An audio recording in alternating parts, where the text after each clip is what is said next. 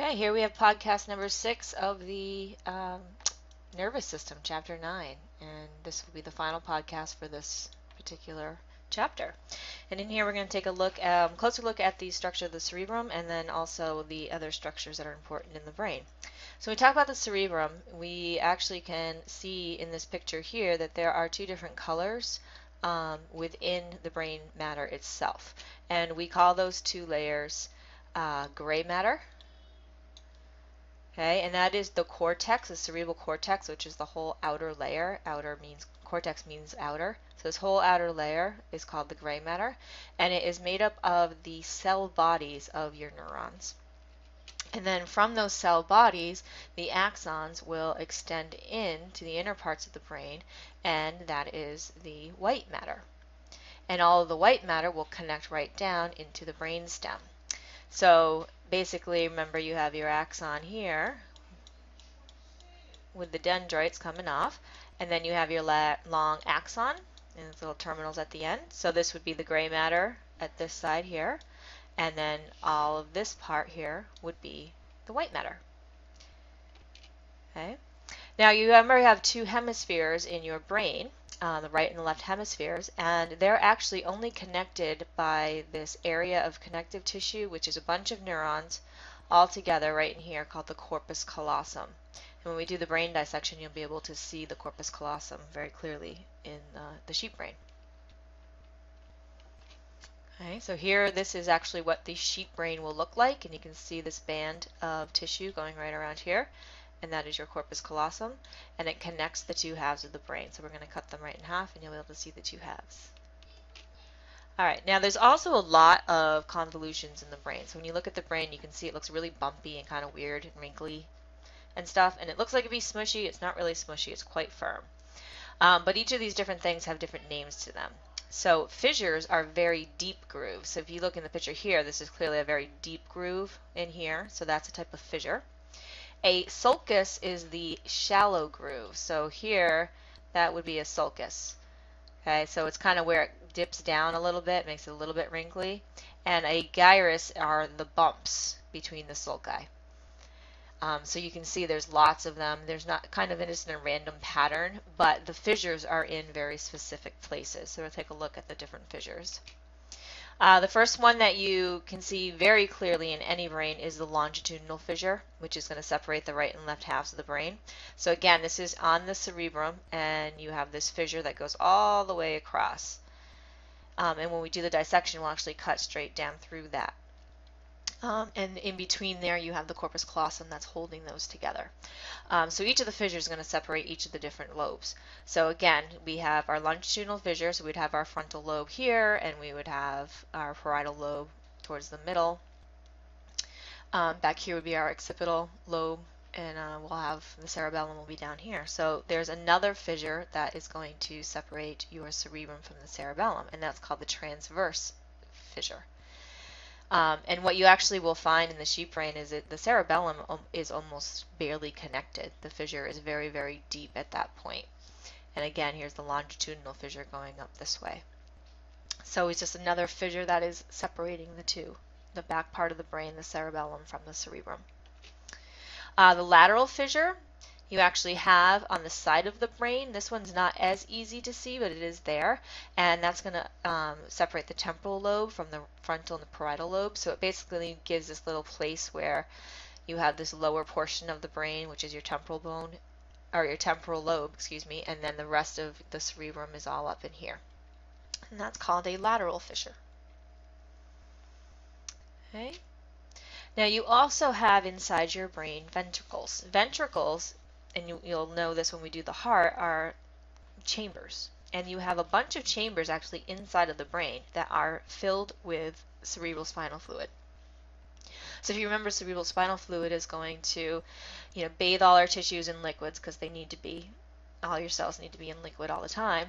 They can carry white blood cells to fight infections. They help with the blood-brain barrier, excuse me. So that things can diffuse to the cells that need to. They go through the cerebral spinal fluid. So that fluid is surrounding the whole outside of your brain, and it's also filling the inside in these ventricles. So again, when we look at that sheep brain, you'll be able to see the ventricles on the inside. All right, moving away from the cerebrum, we can move down to the brain stem. So the cerebrum connects directly to the brain stem, and the brain stem is going to connect down to the spinal cord. Okay, so the brain stem is kind of this intermediate area between the brain and spinal cord. But a lot of really important things happen in that area. Okay, it consists of 3 regions. The very top of it is called the midbrain, and then below that you have the pons, and then below that is the medulla oblongata. And each of those are going to play crucial involuntary roles in your body. You can damage parts of your cerebrum and be okay, but if you damage parts of your brainstem, you will not survive. That's how important the brainstem is. Okay. So as I said, the brainstem is going to be doing all of our automatic functions. So visceral functions, it's your autonomic system. So it's going to control your heart rate, your breathing rate, all of the hormones that get released to a degree, blood pressure, all of that stuff is going to get controlled by your brainstem. So you can see this is your brainstem here. So you get your midbrain would be up in this part here. Here's your pons, and then your medulla oblongata is down here. And then it connects down to the spinal cord, and that would continue along this way. And then on either side of it here is the cerebellum, and then all of this is the cerebrum up at the top. So let's take a look at what each of these different parts do.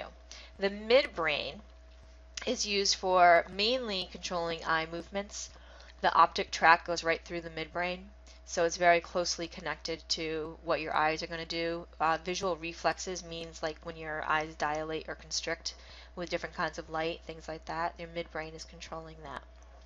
So not as vital. You can, have a damage to your midbrain and probably lose your sight, but not so much everything else. The pons is going to relay sensory information from other places. So some of the cranial nerves are going to come in right through the pons, and they're going to, some will go right into the cerebellum, which is going to coordinate our balance. And so, you think about sensory information like the reflexes that allow you to stand up and walk upright and stuff. Some of those things are going to get coordinated through the cerebellum, and those get relayed through the pons to do that.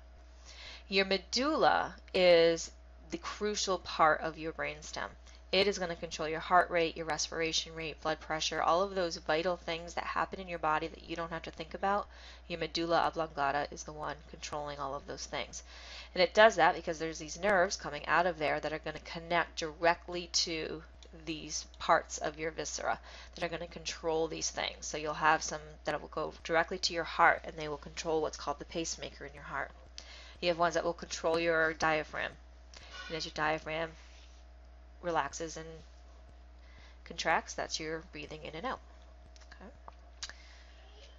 All right, so here's just another picture of it as a whole. So again, here is your entire cerebrum. Your brainstem is tucked up on the inside. So you can see your midbrain is here, up at the top here, excuse me, not the blue part. You have your pons down here, and then your medulla oblongata is down at this part. And then we have another part that we're going to talk about right now, and that's called the diencephalon. The diencephalon is also going to control some really important functions in your body. Okay. Diencephalon has 2 parts, the thalamus and the hypothalamus. The hypothalamus is going to be involved in doing a lot of these things that are going to be keeping you in homeostasis. So your hypothalamus is closely associated with your pituitary gland, and so it controls hormones. But pituitary gland is actually the master gland in your body. It controls all your hormones. So the hypothalamus is the part of the nervous system that controls the endocrine system, the pituitary gland. Your heart rate is also going to get controlled through the hypothalamus and then down through the medulla, blood pressure again. Body temperature, the way that your body knows if it's hot or cold and what it needs to do is because your thermostat is in your hypothalamus.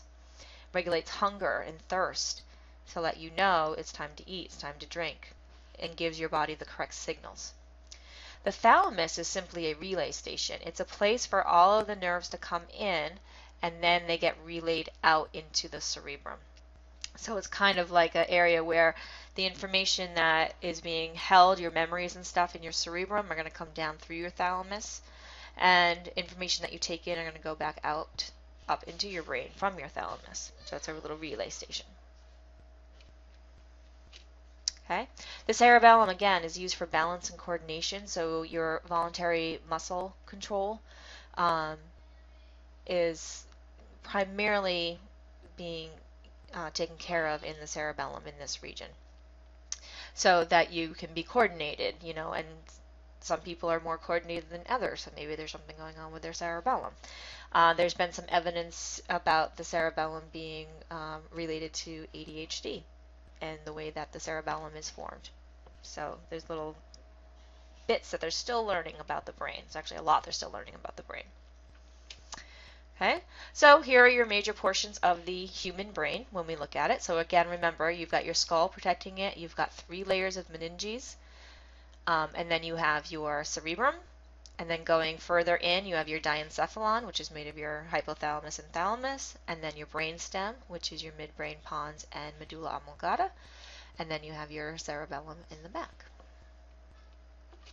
Okay, so here is some of these places on the sheep brain.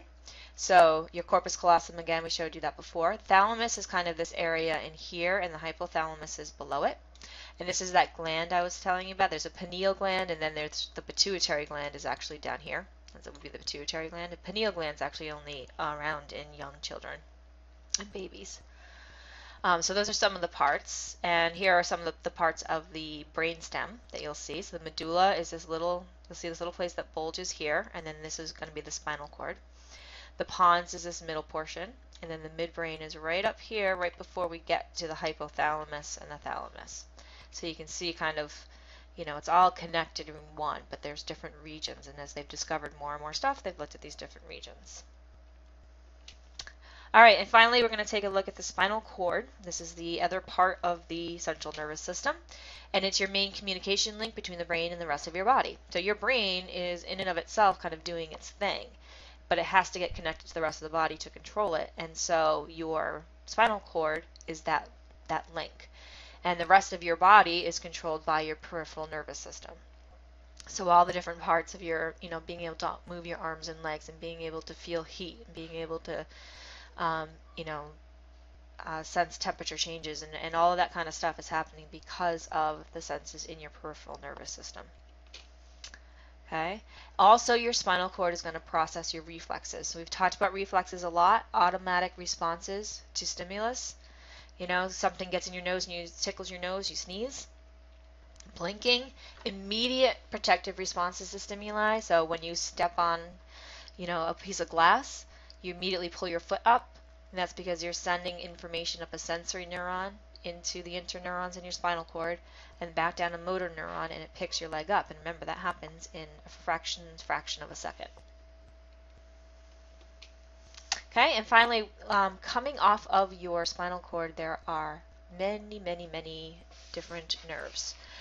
There's 13 cranial nerves and 31, I believe, I'm trying to remember, I think it's 31 spinal nerves that come off. So the cranial nerves are up here, and they're going to kind of control the stuff that goes at the top of your body. And then as you get down to the thoracic area, we're talking about the middle portion of your body, the chest, abdomen. The nerves coming out of your lumbar are going to control your leg.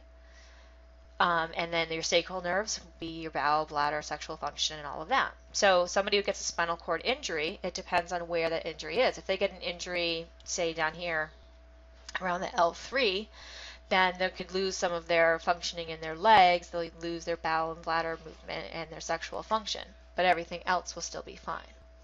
Whereas if somebody has a problem up, around T16, now that could be leading to quadriplegic, where they will lose the ability to move both their arms and legs and possibly the ability to breathe.